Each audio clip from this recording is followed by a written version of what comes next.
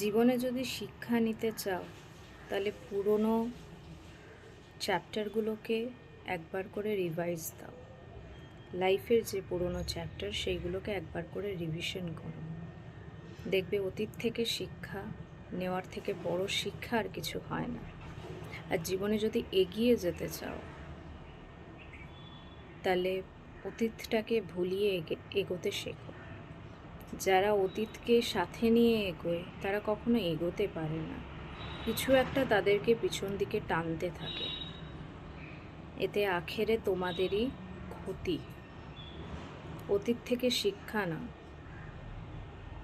অতীতের যন্ত্রণাটা থেকে শিক্ষা নাও, কিন্তু সেই যন্ত্রণাটাকে লাইফের পার্ট বানিও না।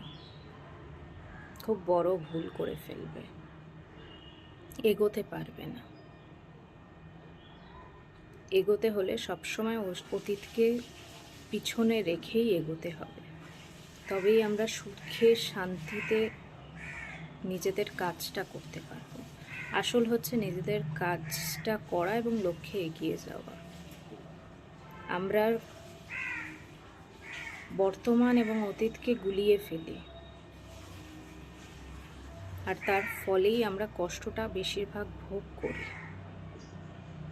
আমাদেরকে ভগবান যে কষ্টগুলো দিয়েছে সেখান থেকে শিক্ষা নেওয়ার জন্য, সেই কষ্টগুলোকে বয়ে নিয়ে যাওয়ার জন্য নয়। তাই অতীত থেকে শিক্ষা নাও, অতীতকে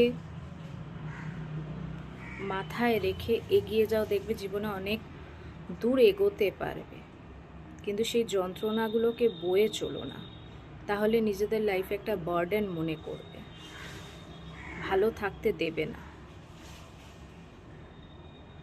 কথাগুলো একটু মাথায় রাখার চেষ্টা করো, দেখবে তোমরা ভালো থাকবে। সবাই ভালো থাকো, সুস্থ থাকো।